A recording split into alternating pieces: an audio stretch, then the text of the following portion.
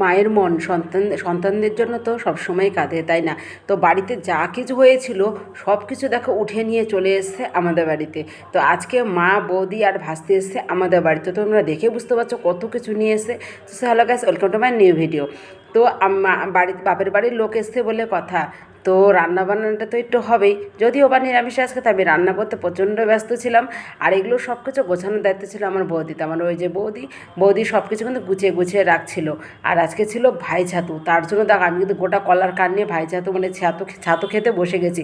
ভাই ছাতু কার কার মধ্যে আছে তোমরা কিন্তু কমেন্ট করে বলবে। আমাদের মধ্যে মানে শ্বশুরবাড়িতে ভাই ছাতু আছে, যদিও বা দাদা ডিউটি ছিল তার জন্য দাদা আসতে পারিনি, তাই ভাই ছাতুটা করিনি, আমরাই খেয়ে নিয়েছি। আমি খেতে বসে আমাকে তো দেখাই না, তো নিজেকে তো দেখাতে হবে যে আমি এগুলো সব কিছু নিয়ে খাইতে বসে গেছি। ওকে আর আমাকে দেখা দুজনকে দেখা দিচ্ছি। আমার শ্বশুরবাড়ি নিয়মে কিন্তু ভাইছাতুর দিন কলা, দই, ছাতু, মুড়ি, মিষ্টি সব কিছু খেতে লাগে। তার জন্য কিন্তু সব কিছু খেয়ে দিয়ে নিয়েছি। আর সেদিন যেহেতু চড়ক পূজা ছিল, নিরামিষ, সংক্রান্তির দিন আমডালও খেতে লাগে, তাই আমডালও রান্না করেছিলাম। তো রান্না খাওয়া দাওয়া কমপ্লিট করে আমরা এখন যাব চড়কের মেলা, কারণ এখন হয়েছে বিকাল। বাবুকে আমি ডাকছি, বাবুকে ডেকে দেখাচ্ছি, দেখ বাবু, বাবুর জামা আমার জামা পুরো ম্যাচিং হয়ে গেছে। আমি যে জামাটা পরেছি এই জামাটা ভাইফোঁটাতে দাদা আমায় দিয়েছিল, আর বাবু যে গেঞ্জিটা পরেছে এই গেঞ্জিটা আর একটা ইয়েলো কালারের গেঞ্জি, দুটো গেঞ্জি আমি পয়লা বৈশাখে বাবুকে দিয়েছি। তো দুটো পুরো ম্যাচিং ম্যাচিং হয়ে, তারপর আমরা চলে আসলাম মেলায়। এই মেলাটা বসেছে কিন্তু ঠ্যাঙ্গাপাড়া ফুটবল মাঠে। এই ফুটবল মাঠে 5টা চড়ক একসাথে ঘোরে। তো আমরা এসেছি ঠিক টাইম মতো, কিন্তু এবারে চড়ক ঘুরতে অনেকটা রাত করে দিয়ে রাত্রি হয়ে গেছিলো। তার জন্য মানে সমস্ত মানে চড়ক ঘোরা অবধি আমরা থাকতে পারি না। আর এদিকে এত গরম কি বলবো। তো তাড়াতাড়ি এসে একটু ভালোই হয়েছে অবশ্য, কারণ আমরা শুধু চড়ক গাছ ঘোরানো দেখি, কিন্তু গাছ ঘোরানোর আগে যে কী কী পুজো করে, কী কী করতে লাগে, এগুলো তো আর কোনো বছর দেখিনি। তার জন্য এগুলো এবছর আমরা দেখতে পেয়েছি। আর এদিকে তোমরা দেখে বুঝতে পারছো কত লোক। ঠ্যাঙ্গাপাড়া ফুটবল মাঠে কিন্তু যারা আশেপাশে থাকো তারা অবশ্যই তোমরা এই চড়ক মেলাটা সম্বন্ধে জানবে এবং দেখেছো এখন কি লোক দেখছো তোমরা। মোটামুটি যত সন্ধ্যা হয়ে আসবে লোকের ভিড়ের পরিমাণ কিন্তু আরও বাড়বে। এখানে 5টা চড়ক ঘোরে, 5টা জায়গার দেল একসাথে।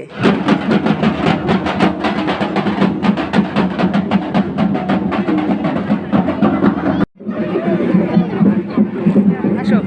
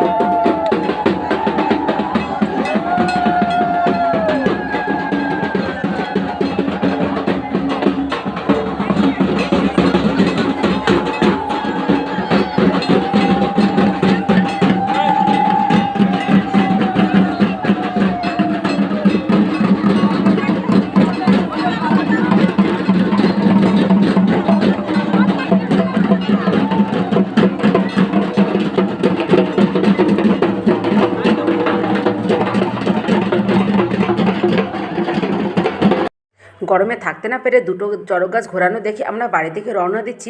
এখন যাওয়ার সময় দেখতে পাচ্ছ কতটা ভিড় এখানে।